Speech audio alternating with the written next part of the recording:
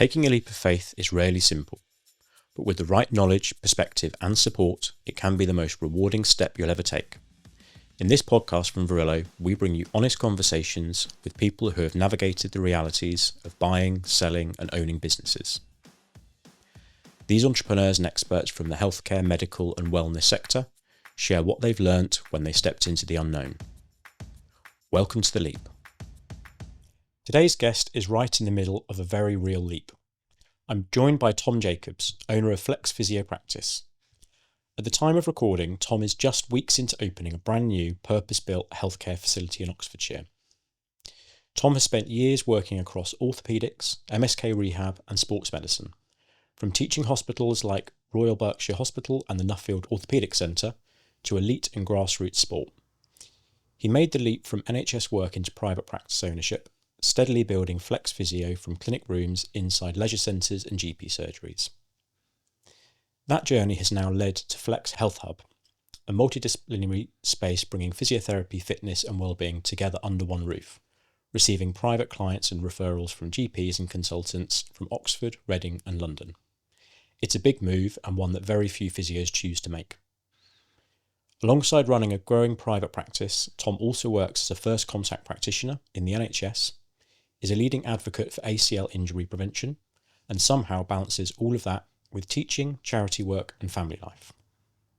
I'm really looking forward to unpacking what it takes to make a leap like this, the risks, the realities and the lessons Tom's learning in these first critical months of his new chapter.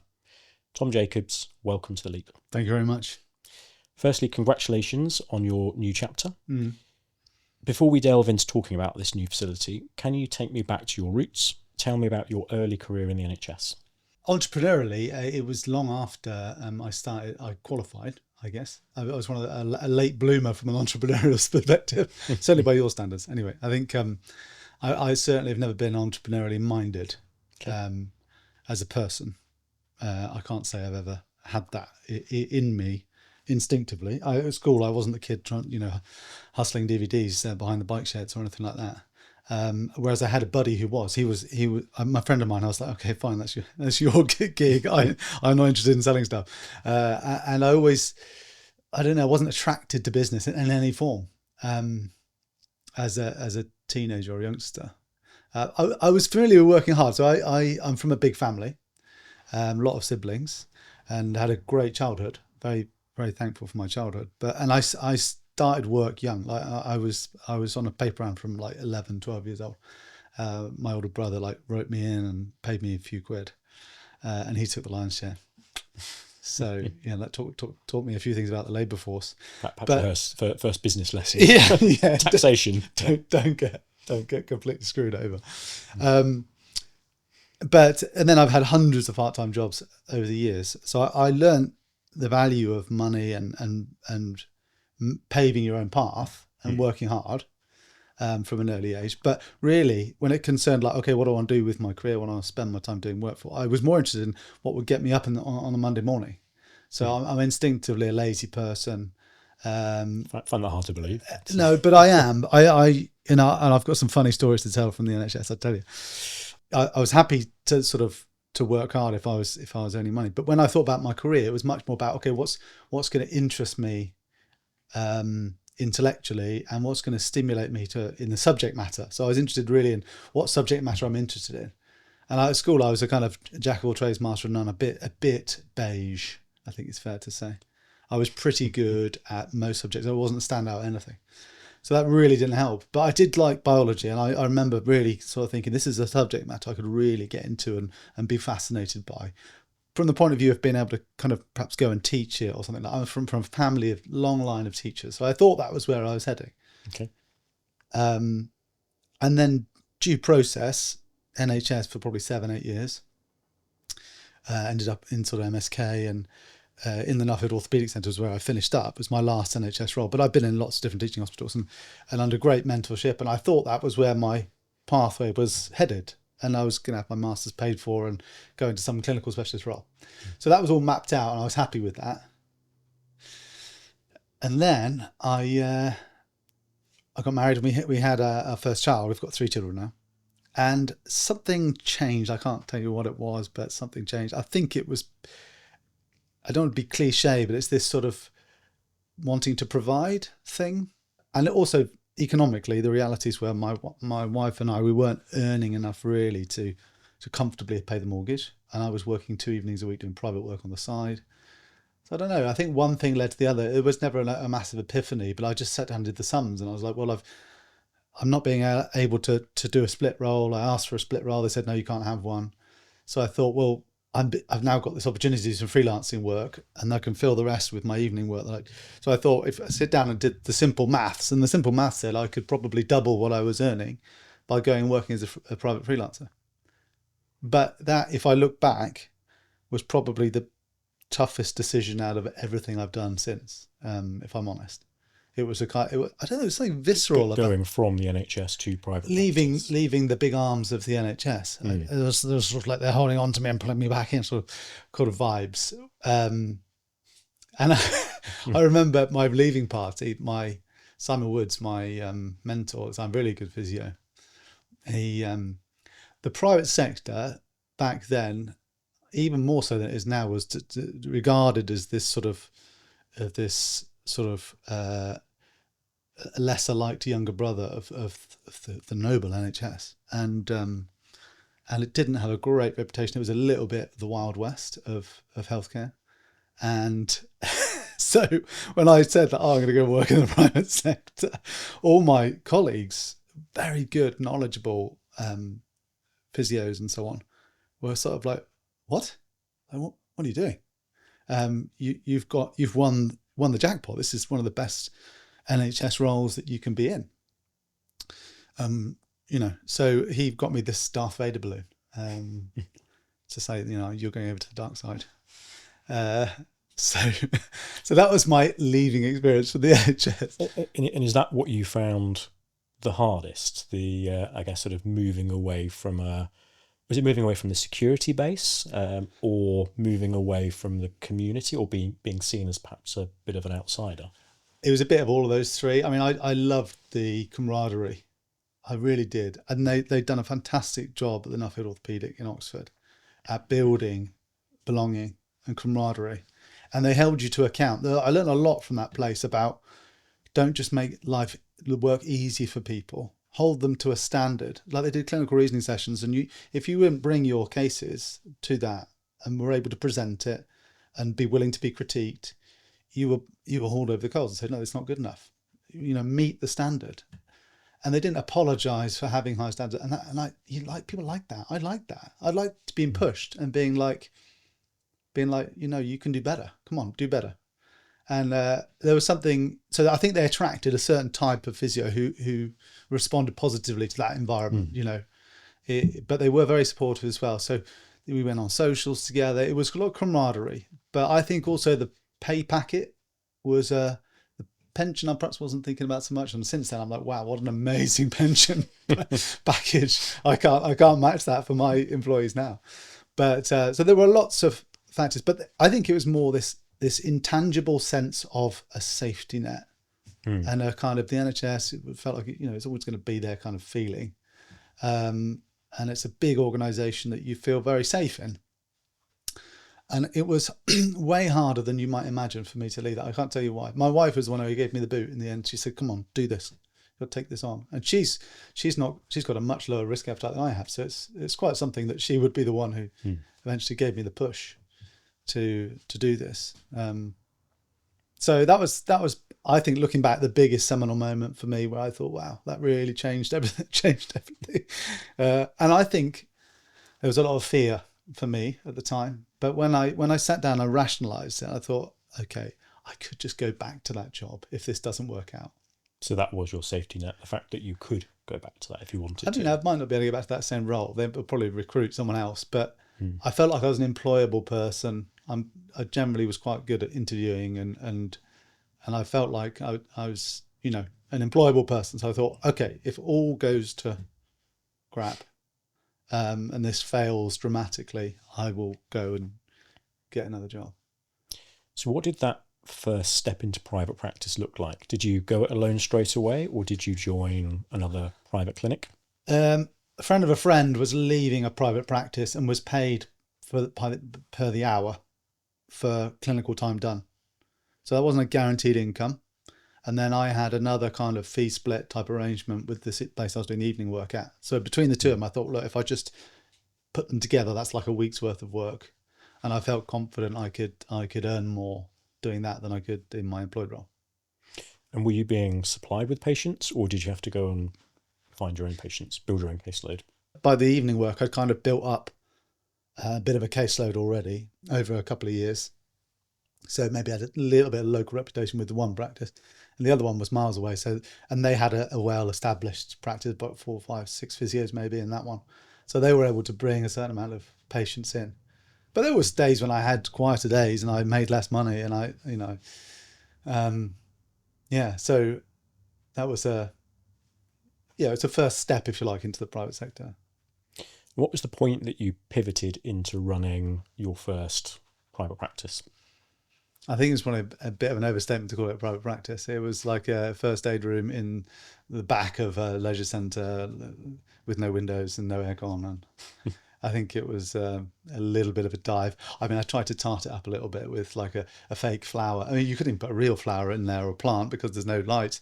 So it had to be a plastic plant. And then, a little desk and anyway, you got to you got to do what you can afford. And they were offering me £8 an hour rent from this room. Take that. Not bad. And I thought I can do that.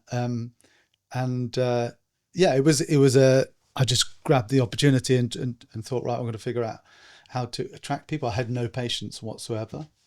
But I think the push for doing that was a little bit like, I don't know, I felt at the private practice where when you're doing a fee split thing, I felt like while I was working there, like I had a lot of positive responses from patients. I thought, okay, maybe I'm not a terrible physio. Maybe I can build relationships a bit.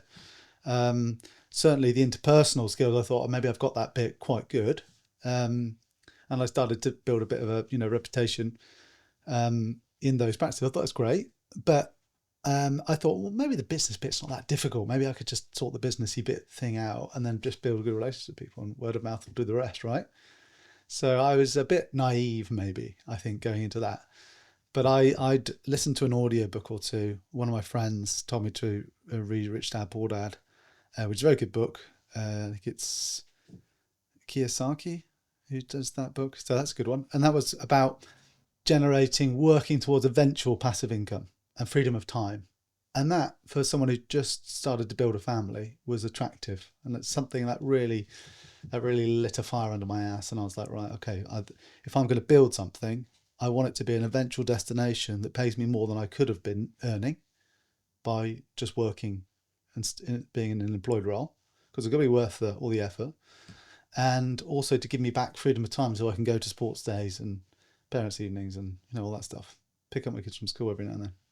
So that was the strong motivator for me. At what point did you start building a team around you? Because that's really when you start to get back some of that time, when you're not when you're not the business. I think you're right. I think first you start a business, you think, oh, I'm doing a business, yay, but you're actually just building a job that's more hours and possibly less pay than you would have been doing in your employed role. So I think a lot of entrepreneurs have this experience. They're like, wow, okay, so I'm earning a bit more, but I can't take any holidays because then I won't have, So you can build yourself a job that's worse than having a job. And that is a pit that's easy to fall into. So I think the one saving grace is I was reading a few of these books, which are very educational. Another one, I go on forever about business books. There's a few that are really, really helpful for me.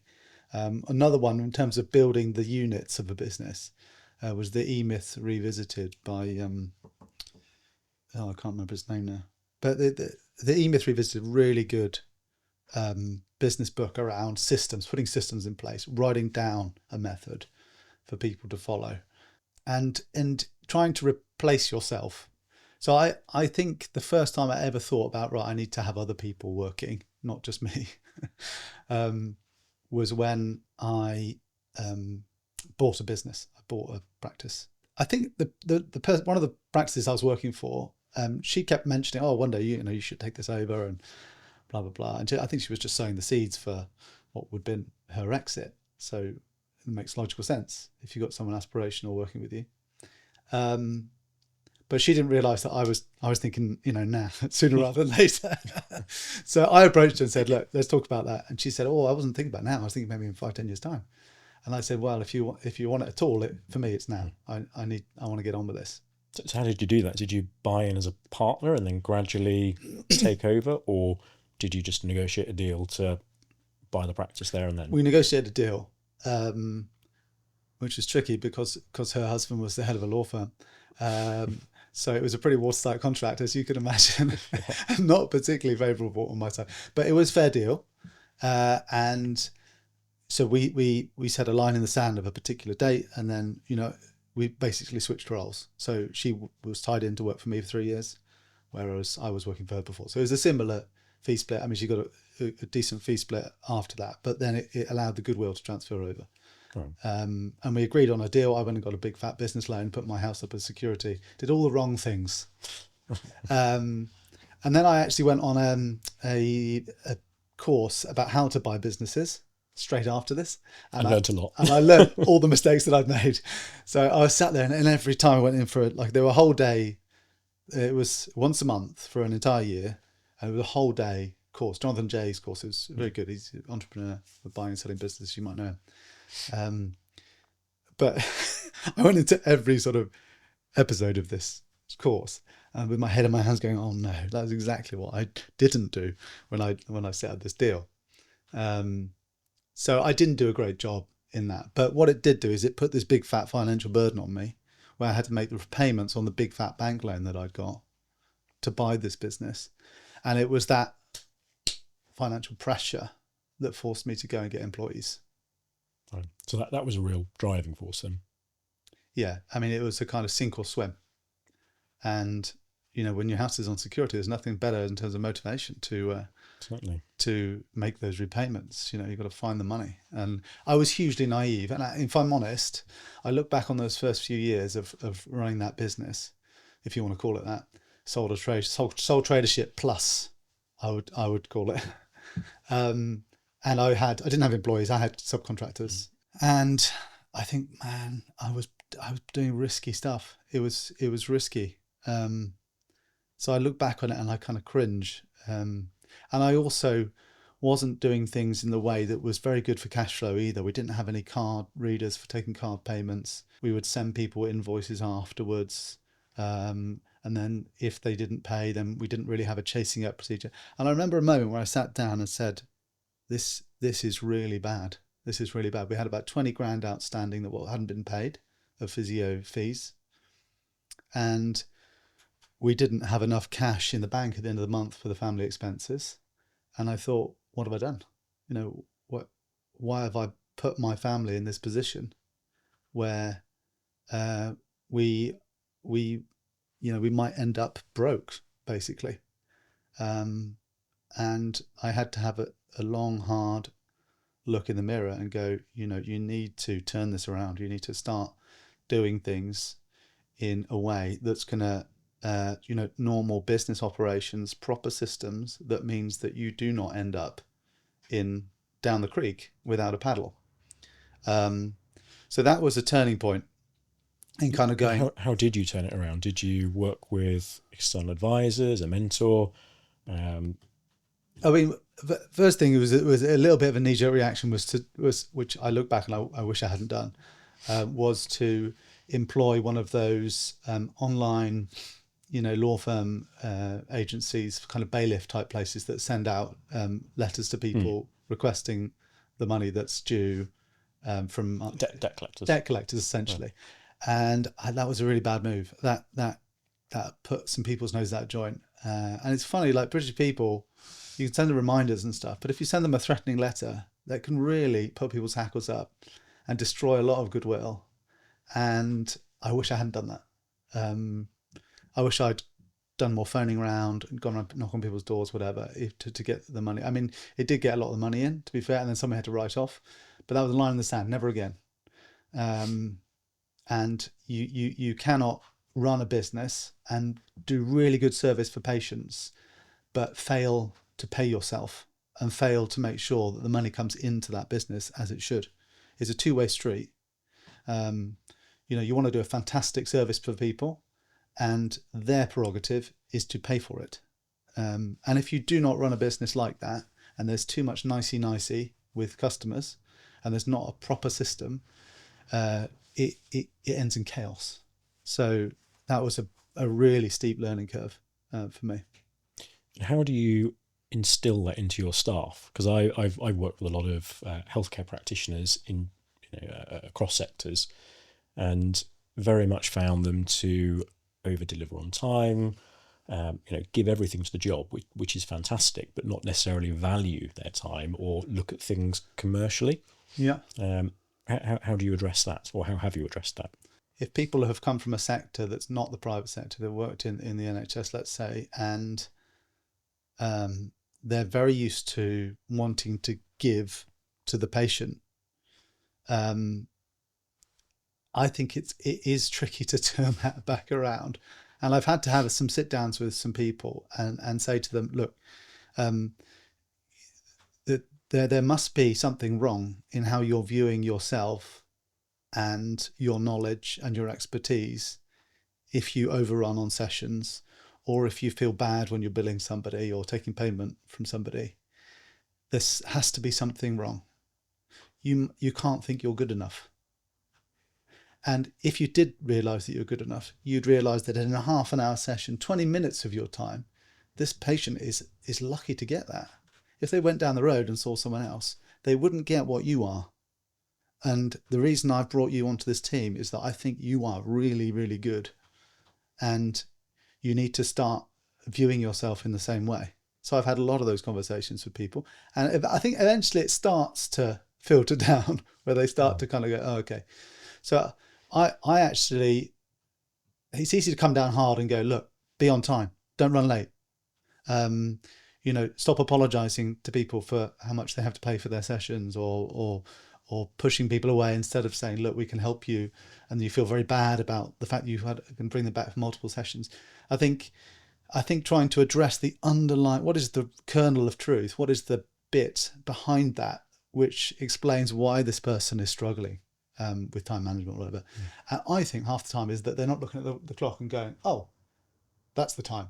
Half of it's that they're like, I'm not good enough, therefore I'm going to give more and I'm going to give more. So that needs to be addressed. And I don't know, it's hard to spot that in interviews and try and filter out the right people.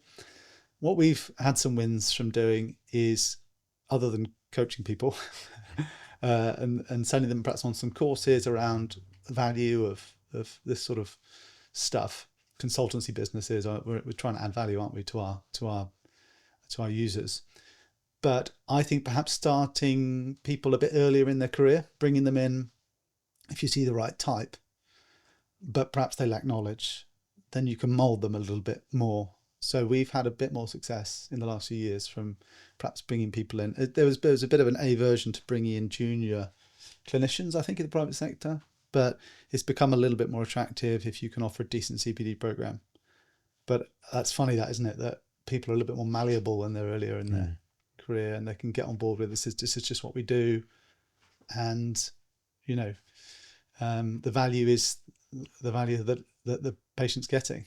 It's interesting you mentioned that. We had another guest who was very pro student placements and bringing people in even sort of before they've qualified, so they get a real sense of the value that the profession or professions add to patients, which I really think helps build culture. Yeah, it's almost like I think I've heard it described as a long interview if you get a student placement, and I think there's definitely some value in that. We've started the last year or two taking on student placements here and there, and we've had a really good experience from it. Actually, I thought it would just be a big money burner because you're taking away time from revenue generating activities, but you can teach skills and knowledge. You can't teach character, and that's influenced our recruitment process. So if you're spotting someone and they're like, this is a hardworking individual, they really want to learn, they want to try and help build the business, they buy into the culture, they've got that malleability, if you like, I now value that much higher than someone who's got this knowledge about that and they're an expert in this and so on, because you can always teach skills and knowledge. A character is something I think that someone has. Very very sensible approach. Mm. Let's talk about your new venture, Flex Health Hub. Mm. Walk me through the vision. Yeah. What did your business look like before, and now? What does it look like now? It's a big question. Try and wrap that all up. So I guess it was a slightly serendipitous thing. The Flex Health Hub, where it came from, was not my idea, actually. It was a chance meeting at a salad bar. Love my salad. Probably a year and a half ago. And we've been based, I mean, the business that I bought, we've continued with, and I grew and so on. We're about 8 physios now and 3 sports massage therapists. And it's kind of been that way for a few years. So I was feeling a bit like, what's next? I've been thinking about acquisition and so on because of that course that I've been on. And I'm still very much interested in that in the next few years is buying another 5 businesses or so. But this opportunity came a little bit out of the left field. Now we're on a massive business park, which we've never really interacted with. So business people say, what are you doing, Tom? You're sat on a prime real estate and lots of opportunities with businesses, and you don't interact with any of them. So we get a lot of our patients through Google and through referrals from consultants and stuff like that, word of mouth. But we don't do anything with the immediate doorstep. So that was irritant for me for a while. And I was thinking, I should do something about this. Anyway, so this came out of the blue. At the salad bar, there's this woman there who worked for the big landlord that runs the business park. 250 employers on there and about 9,000 employees who operate out of that business park. And they wanted to create a new amenity space in the centre of the business park. And they'd earmarked some of those units for health-related activities. So this woman said, she introduced herself and said, what do you do? And I said, well, I run a physio practice on the park. She said, where? And it just goes to show how great our marketing was, because we'd been there for 10 years or so and she didn't have a clue who we were. Anyway, so she said, I'd love to chat to you because we're trying to find a local provider who could run a kind of health related space. And so we went and sat down and I found out a little bit about their vision, and they wanted to offer something for all the people who work there. So, before work, lunchtime, after work, health related activities. And they had a unit that was much bigger than what we needed. We needed 4 treatment rooms, probably, maybe a bit of space for exercise and gym related stuff, possibly a reception. That would be fine. I reckon there's a lot of practice out there that are like that. But she had sort of triple the space that we needed. And I said, I don't know what to do with all that space. We probably can't afford that. And she said, well, let's do a deal. We'll do you a good deal. And could you go and look at other people who could operate from this space and you could sublet to them? So I thought, okay, it's a business opportunity. You could generate new revenue streams and so on. And then we started to think, okay, well, what does that look like? Like, what other services might align well? Who could we work well with? Who do we already work with who are kind of round and about, who might want to operate from an MDT space? So we started sort of kind of like imagining that a bit. What would it look like? And we ended up with a health hub. So it's a PT studio for personal trainers. Then we bring in other specialties like joint injections, ultrasound scanning, orthotics, medical acupuncture, nutrition, lifestyle medicine, counselling, and then in time probably private GP consulting. If we can get the CQC approval done, we might look at some orthopaedic clinics from there maybe for consulting. But we wanted to look at a space that looks at MDT health and wellbeing and a little bit more of the whole. And anyway, so I approached a few of these people that we referred to already. I said, look, you're wherever you are. We got this new space. Do you want to come and have a look at it and maybe rent some space from us? And almost all of them said yes. So that was a bit of a surprise. Yeah. And so that's where it started to crystallize, this vision of a health and wellbeing space. So there's a few benefits to that. For me, it's new revenue streams. Mm-hmm. So subletting is nice, recurring revenue. That's good. And then PT licenses. So I don't know if you know the PT space, but they often pay a license to be in a gym. So this was a kind of bit of a VIP space for VTs, really. So we have now secured some licenses for for personal trainers who buy into the kind of ethos of the place. And that's it basically. So how large is the site and what's the business split? So how much is sublet, how much is controlled directly by you, and how much are these license fees as a proportion? So as a proportion of the business. So the space is 3,500 square foot. Okay, big site. So it's big site. We got we had an empty box basically. They said, look, we'll do all the lighting, the HVAC, the plumbing, electrics and stuff like that. But it's otherwise a big empty box. So you need to do the fit out and fund that yourself. So that's where I was a bit like, okay, right, there's some big money that I need to front up. And then you're thinking, right, do we get external investment in, or do we go and get a loan or whatever?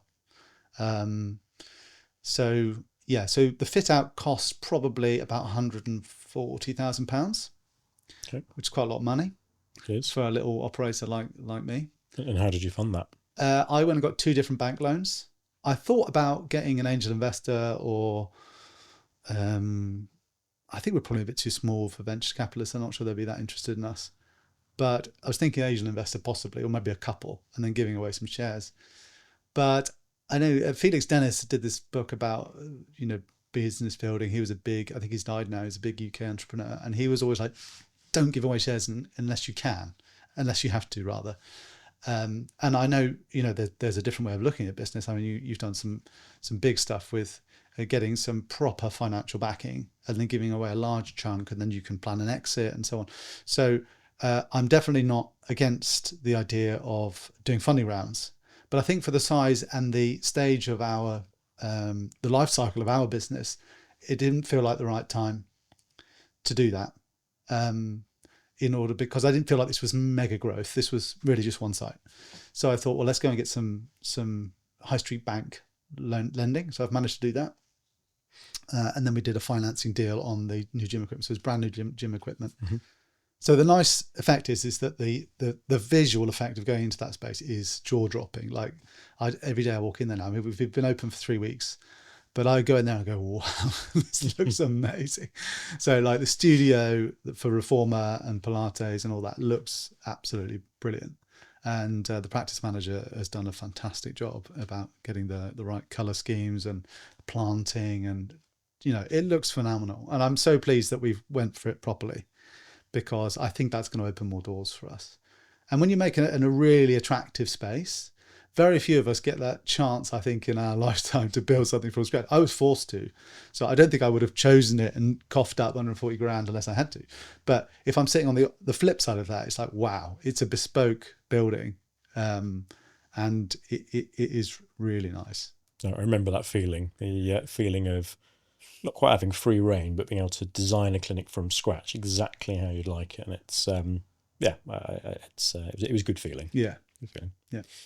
Not many people go for such a large size project, and I don't think people realise that landlords quite often will offer incentives for business owners to take on the space. Did you get any capital contribution from the landlord? So did they give you a financial contribution towards the fit out? They did, or a rent free period. What did the deal structure? They've given us a deal on the rent free arrangement. They haven't given us any sort of financial contribution to the project as such, but they did, within reason, they were quite flexible early on about trying to help. We wanted them to take all the electric sockets out of the floors and put them in the walls, and we had a few bits where we'd like it to be like this, and they did try and accommodate us as much as they can. And since then, to be honest, they've really pushed the site, and they want to collaborate, and they want to make introductions to there's quite a bit of health tech and pharma on the business park. And then the weird thing is that when you're a client, you're treated differently to when you are a small operator somewhere on the park, and you don't even register on their radar. And I think I emailed them or their contact person about 5 times in 10 years and never once got a reply to my email. And now I'm one of their clients because I'm a license holder, And, I had to cough up 6-7 grand of legal fees just to write the lease. So once you actually show that you're serious and that you're a serious client, then you're treated that way. You're treated that way. So it's been a very good experience working with them as a landlord, I have to say. Good. And you've had experience with both acquiring a practice and setting one up from scratch. What advice would you give to other physios, osteos, clinicians, or business people in general that are looking at both of those routes? Are there pros and cons, for and against? When I went on that business buying course with Jonathan Jay, he talked about growing a business from scratch, about being sort of bunny hops. And you've got to do a lot of bunny hops over many years to get something to a level where you want it to be. But acquisition is more like kangaroo jumps. And that's probably the main difference. I look back on on what I bought, 10 odd years ago, whenever it was. And I don't think there was a huge amount of value that I was buying, if I'm honest. It was a website. It was a name of a fantastic physio. She'd done an amazing job at building up goodwill. So, and it was in a region that I wanted, it was geographically in the right place. But if I look at the cold, hard value of what I'd spent my money on, there wasn't a lot of tangibility, right? And I think any business person or someone, who knows business would look at it and critique what I'd done. So what I would say, my learning from that was, I'm never again going to go and buy a sole tradership. I'm just not. You don't want to buy a job. You have to buy a system that works. And I'm very interested in the future to acquire some businesses. It's a very businessy word, isn't it? Acquire, basically, buy people out. But it would. I'm only interested if there is a system which operates. If there's an administrator, if there's someone who's in charge, if we've got some sort of line management, great. There has to, when the owner is not there anymore, there has to be something that is functioning on its own, that can be tweaked and adjusted and improved. But buying sole traderships is, I wouldn't do that again. That's for sure. Looking back, how did you determine fair value at the time? And you mentioned that perhaps you weren't convinced that you got value from that. How would you change that valuation appraisal? I think it's difficult to look back with hindsight, because it's all very well me saying, was it value at the time? Yes, it was value at the time. Otherwise I wouldn't have done it. And I needed that. It was a very important step for me. And I think a good deal, some wise person once said, is a good deal is not an empirical number. It is what the one person is willing to sell it for and the other person is willing to buy it for. And we reached that point. We haggled a bit. And I think the starting point for the seller was a multiple of turnover or profit, and I actually questioned what she deemed as profit, because a lot of that was not passive income. And you should really be only thinking about this as, whether you look at that at EBITDA or adjusted EBITDA, or adjusted net profit, let's say, then the figure was actually quite low, because I was the only other operator within the business that I was buying from her. But I was willing to pay that at the time, and she was willing to come down a bit to the level that we reached an agreement in the middle, and that was what it was. So I don't think there's a massive science to valuations. I think her accountant had said to her, you should get 4 multiples of this or whatever, and maybe that accountant wasn't super familiar with sole traderships even in the health sector, and the healthcare sector, you'll know more than me on this, is not you don't get huge multiples like you would in the tech business. Would that be fair in saying? I think so. It's a really interesting point that you raise. Often we'll use a multiple of EBITDA to explain value, but that's just to give it a comparison. But the reality is, businesses go for what someone is willing to pay for it and what someone's willing to sell it for. So, I think it's. I do often say that valuations from external advisors are a little bit of a farce. You can have comparables, you can get a bit of an average, but it's ultimately what someone's willing to pay. Yeah. I think what I have learned from sitting down and having a few conversations, I mean, since then, I work a bit with a strategic advisor, and I've commissioned him to push me outside my comfort zone, because I think that's where the magic happens in business. It's where if you're a little bit outside your comfort zone, that area then gradually becomes your comfort zone, and you become better at it. But if you're always sitting inside your comfort zone, you don't really develop and learn. And I think that goes for lots of walks of life, really. I think there's a lot of, would you say this is fair? There's quite a lot of glorification of running a business? I think that's probably a fair comment. I don't know. In the TikTok generation, there's a lot of, run your own business, I don't know. My experience has been that it's been a tough old road. And if I'm going to go really honest about this, it's not been easy. And unless the destination is worth getting to, it's not worth doing.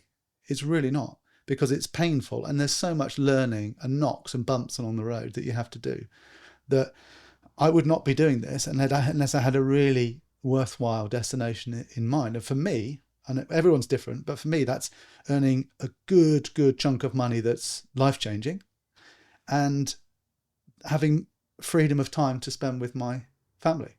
So what is that destination? Is it to sell the business in X number of years, or would you look to reduce dependency on you, free up some time, or is it make a plan once you get there? I don't think I've fully decided yet, but I do quite like the idea of helping other people to achieve their potential. And if that's site managers who I'm coaching and mentoring to achieve their potential and do well with the site, and that they're rewarded for that, that's potentially a model. Or just an exit and a walk away and go into another walk of life, perhaps into teaching or something like that does still interest me. I get a kick out of teaching for some reason. What does your life look like today? So you've got lots of hats. You're an FCP, a lecturer, charity trustee, father. How do you manage your work-life balance, and has anything had to give? My wife would say I don't manage it very well. So I think, no, the honest answer is that, it's a fairly hectic week, but Mondays and Tuesdays are a lot easier. So I do 1.5 days of FCP. I don't know why. I think I carry that on because I get a bit of a kick out of diagnostic uncertainty, and I'm trying to unsolve a puzzle. And I think because they're short consultations in FCP and it's advanced practice, really, it pushes you in a way that perhaps normal physio type stuff doesn't. And I still find that quite enjoyable. I think I probably will pull back from clinical stuff. I still do clinical 3 days a week, and that will need to go down and down. Is that still a bit of your safety net, having sort of one foot in the NHS? No, because that's really contractual work that the company provides. So we resource that work to different GP surgeries, and that's a good baseline turnover generator. And I also believe in the FCP private sector working. So a lot of our team do a bit of FCP and some private clinic work, and the two actually complement each other very well. FCP is NHS patients, and it's fast paced and it's quite sort of like intense, but it makes you a very good diagnostician. And I think that really helps in the private sector, where probably you are a first contact individual anyway. I still do 2 days clinical. I do 1 day full business, where I'm sitting down with the practice manager and we're going through the marketing plan. Okay, what are we going to do this week? What do the numbers look like? And then once a month, I do a strategy meeting with my business advisor, and we look at the bigger picture. What are the monthly numbers? That's the kind of drumbeat for our business, I guess. Teaching, I do ad hoc, really. I did a bit of teaching this morning at Oxford Brookes University, and I'm going to do some at UCL on Thursday, and then a bit of conferences and stuff like that around the ACR stuff. But that's more of a passion project. That's a side thing. It's certainly not an income generator. And I think maybe that's me half keeping an eye on life after business, or moving into a different field that I find stimulating. We shall see. I don't know. I don't know quite what life will look like after that. You do a lot of ACL prevention work. So am I right in saying that you're the co-founder of Power Up to Play? But with a few other clinicians. So tell me about that. It's about 7 of us who sat down one evening at the Botner Research Centre in Oxford, and I guess our clinic's been running the services for Abingdon School, private boys' school in Oxfordshire, and through that we've seen a lot of adolescent ACL ruptures, and it was a bit of a thing that I'd observed. I went to a teaching session that one of the orthopods was running. Will Jackson is a knee surgeon, and he presented some of this data that the Oxford team had done, a national trial looking at ACL rates, reconstruction rates over 20 years, and they found a 22-fold increase. So a dramatic increase in ACL numbers. And it made me go, oh, wow, okay, so maybe it's not just me seeing this in a microcosm, maybe it's an actual problem. And I went and chatted to Will Jackson, this was many years ago now, afterwards, and his son was going to the school where we were providing physio. So he said, we should go and run a session.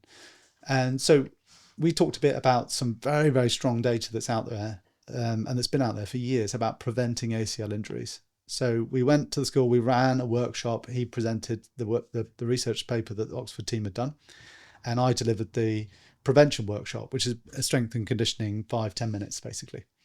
And then about a year and a half later, he phoned me coming back from some fancy orthopaedic conference in Zurich, and he was on a train somewhere, and one of his friends, Andy Price, Professor Price, had just been made the president of the British Knee Surgeon Association, and he was getting a lot of heat about ACL injury. What are you doing, Andy, about ACL injuries and stuff like this? So he was like, I don't know, we got some money from the presidency thing, what should we do? So he spoke to Will, and Will said, well, Tom and I had done this thing at the school, maybe we should sit down and look at something we could set up. So we thought, well, how can we make a difference in Oxfordshire and then possibly nationally that might reduce paediatric and adolescent ACL ruptures? And we decided that the best way of doing that would be through a charity. We've now got lots of physios and sports medics and orthopods around the country who've become kind of ambassadors for the charity and who do some voluntary work, going and doing teaching sessions for sports coaches about how to warm up their kids. The big headline item here is that ACL, the bad news, ACL ruptures are growing. The numbers are going up, particularly in the female. I mean, women are about 6 times more likely to rupture their ACL than men and boys. And there's a peak mid-adolescence incidence point. So bad news. And their re-rupture rates are dramatically higher than in adults. So they're a massively disadvantaged subset of the population. The good news is, if they do the right preventative stuff a couple of times a week, let's say in their warm-up before their sports game or their match, their reduction in risk of ACL rupture, it reduces by 50 to 70%. And if you look at the data, that's international research. It's been proven lots and lots of times since the 70s. And I was like, why is no one talking about this? Why has it not been done? When you go to your local football team on Sunday afternoon, why is no one doing that thing? And it's about exposure. People don't know that it exists, and there's just not enough, it's not talked about enough. So we thought, right, well, let's make the mission of the charity to get it in front of people's faces and get them to know about it so they can reduce these fairly catastrophic, and this is obviously slightly niche, but your chance of developing early osteoarthritis by the age of, say, 30, if you rupture your ACL as a teenager, is quite high. And 30 is not very old. That's relatively young to be having symptomatic OA. So there are significant life-changing, and no, I think I'm right in saying that no adolescent to date who's ruptured their ACL as a youngster has gone to make it as a pro. This is quite life-affecting stuff. So let's try and be a conduit for this kind of movement. So it's been a really interesting, another little passion project. Finally, we ask our guests, as this podcast is about taking the leap and taking a step off the ledge, what piece of kit, information, tool or advice do you think is essential for anyone considering their own leap of faith and becoming an entrepreneur? If I did my time again, this is a funny old thing, isn't it? Because then you're thinking, I'm a big believer that your mistakes are your biggest schoolmaster, right? and you wish you didn't make those mistakes, but you needed them to feel the pain in order to make things different. If I didn't have 20 grand of outstanding debts that weren't paid, then I wouldn't know that was a really bad place that I'm never going to go back to. So being on top of the business's systems comes from a place of pain. So an element of needing to go through, I'm not saying that everyone needs to go and make lots of mistakes and do it badly. That's not what I'm saying. But there is an element of like, I wouldn't not have those experiences, because I needed them to shape how I run the business today. So being prepared to take risk and not being too worried about failing. I think we have a little bit too much aversion to failure in this country. The US is a different beast. I mean, they talk about, people go bankrupt and then they come back and they bounce back and they go. I mean, in this country, there's far more pessimism around that. Oh, you did what? You failed at a business. Oh, terrible. So I think the culture in this country is perhaps a little bit too negative towards business and making mistakes. And people are terrified of making mistakes, whereas I found them to be my biggest lessons. So the point I'm trying to make is that mistakes in and of themselves shouldn't be avoided at all costs. We should be willing to get out there and try and fail and try again. I think that's a really important point. But if I go back and speak to my younger self, I think the advice I would give is go and knock on someone's door who's winning, doing it really well, and ask if you can perhaps shadow, and don't expect they're going to give you lots of time, but have coffee or take them out for dinner. I would do that. Everyone loves being taken out for dinner or being paid for lunch or something like that. And I would do more of that. I would go and pick their brains and find out about what not to do. And I talked about books. I personally like books, but I prefer audiobooks. I get the audiobooks of these business books. So there are a few that have really been helpful for me and been a good lesson. So educating oneself on business. I went in really naively to begin with, and then had to unpick a lot of that. So I think we're probably very good as clinicians. Your background's physio. It is, yeah. But I think you were very early in on the entrepreneurship, and probably were very interested in that topic. Whereas I was the opposite. I just didn't know anything about business whatsoever. And I think there's a point for, yes, educating myself on my trade, my stock and trade, but you need to educate yourself on business, because knowing how business operates is essential to getting something off the ground. Tom, I really enjoyed our chat. Thank you very much. It's been a pleasure. Thank you for having me. If you've enjoyed this episode of The Leap, don't forget to like and subscribe so you don't miss future conversations. Follow Verilo on LinkedIn for more insight, advice and honest thinking on the realities of buying, selling and growing clinics. And if today's conversation has got you thinking about a leap of your own, remember, it's rarely simple, but with the right perspective and support, it can be the most rewarding step you'll ever take. This is The Leap from Verilo. Thanks for listening, and we'll see you next time.